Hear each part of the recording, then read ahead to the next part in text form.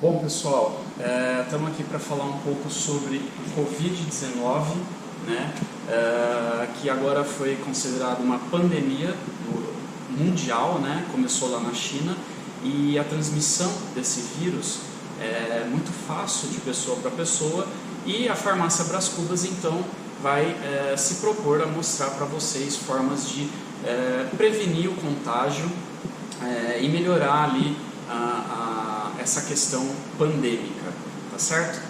Então, pessoal, trouxemos aqui algumas características importantes do Covid. Meu nome é Diego, primeiramente, eu sou professor aqui da farmácia no Centro Universitário Brás Cubas e vou falar então um pouco para vocês sobre esses aspectos importantes do Covid-19 ou coronavírus. Tá bom, pessoal? Então, algumas pessoas podem não ter sintomas, né? Não são todas as pessoas que vão mostrar sintomas, mas quem mostra sintomas geralmente é uma tosse seca, acompanhada de febre, dores no corpo, e a grande diferença das gripes convencionais é exatamente essa tosse seca. Se os sintomas vierem acompanhados de problemas, falta de ar, o cuidado tem que ser mais intenso com esses pacientes. Mas sabemos que a grande maioria, né, dos acometidos com o vírus não vão evoluir para esses sintomas mais graves. Existem alguns grupos de riscos que acabam tendo esses sintomas de falta de ar e depois uma broncopneumonia provocada pelo vírus, tá certo? O diagnóstico ele não vai ser feito para todas as pessoas nesse momento, para que não falte material para diagnosticar quem realmente precise, ou seja, as pessoas que têm mais risco quando contraem o Covid-19. Se vocês apresentarem esses sintomas, não procurem o hospital logo de cara, somente procurem o hospital depois que houver sintomas respiratórios, falta de ar. Se a falta de ar estiver junto com os sintomas, aí sim você deve procurar o hospital, a ajuda médica, para que se tome as providências necessárias. Se não tiver esse sintoma, outras condutas são mais apropriadas, como o isolamento e o uso de analgésicos. A Anvisa e alguns órgãos já, a OMS, por exemplo, não recomenda o uso de ibuprofeno. Então é um anti-inflamatório não esteroidal, um analgésico bastante utilizado.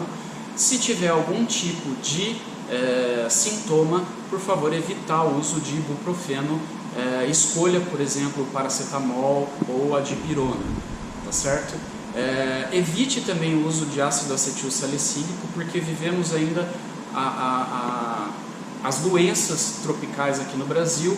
Se porventura você estiver tendo dengue, por exemplo, o ácido acetil salicílico é contraindicado. Então, o paracetamol, a dipirona são indicados aí como analgésicos se você passar a ter sintomas de infecção.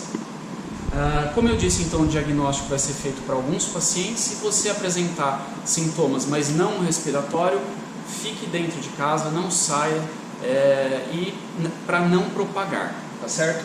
Que é o próximo tópico aqui que a gente vai tratar. A propagação desse vírus ela é muito fácil, então o vírus ele se propaga mais rapidamente do que um resfriado comum, né? O contágio é muito fácil, apesar de não trazer tantas repercussões negativas para a maioria dos pacientes. Como se trata de um fácil contágio, né, que pode chegar em crianças, pacientes imunodeprimidos, idosos, por isso que a gente tem que ter todo o cuidado no manejo desse novo vírus, tá certo? Lembrando então sempre, o contágio é muito fácil, sempre é indicado que a gente use medidas então profiláticas de prevenção. E quais são essas medidas? Que é o que eu vou chamar mais atenção aqui de vocês. O principal é o isolamento, é ficar em casa, não sair de casa, não se expor na rua, para não expor você a novos contágios, a outras doenças que poderiam agravar o corona que você pode ter, E você também, se tiver o corona, não estaria transmitindo esse vírus para outras pessoas que estão sadias. Então, evitar transporte público, evitar sair de casa, sair para fazer o mínimo necessário, ou seja, ir numa farmácia comprar um remédio, ir no supermercado comprar algum mantimento imprescindível, mas tentar ficar em casa a maior parte do tempo para não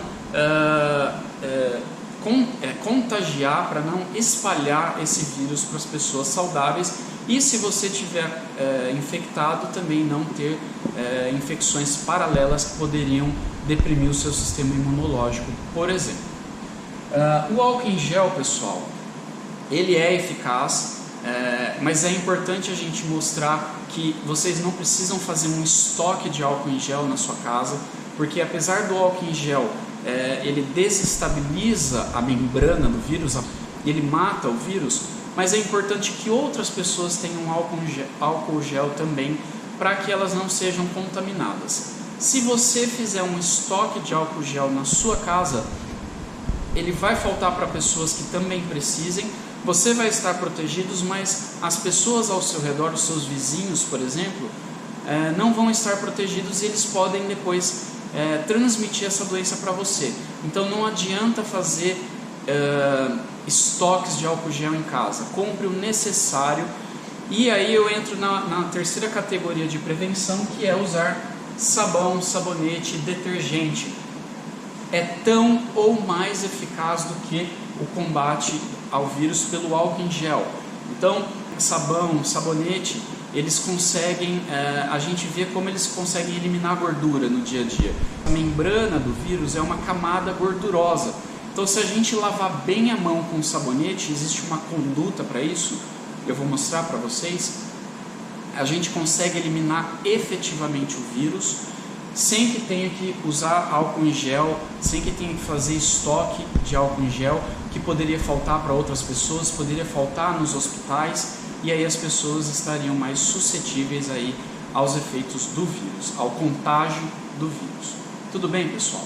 Então, rapidamente mostrando para vocês como se lavar a mão de maneira eficaz, né? A gente espalha então detergente na palma da mão, no dorso da mão, e a gente faz esses movimentos por entre os dedos, pelo menos 10 segundos de cada lado da mão, mais 10 segundos lavando os dedões das duas mãos, fazer esse movimento para garantir a limpeza embaixo da unha e lavar o pulso pelo menos 40 segundos lavando a mão é o suficiente para eliminar uma carga viral e antimicrobiana da nossa mão já aceitável, tá certo? Para não haver contágio.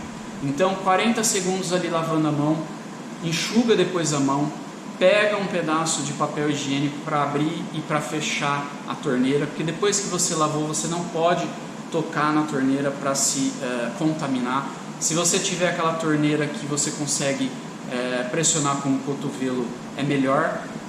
E o uso de toalhas tem que ser individual, mesmo dentro da sua casa.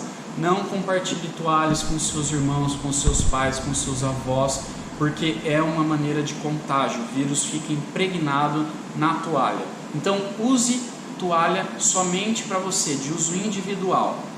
O mesmo vale para guardanapo, o mesmo vale para as condutas que a gente vai ter na cozinha.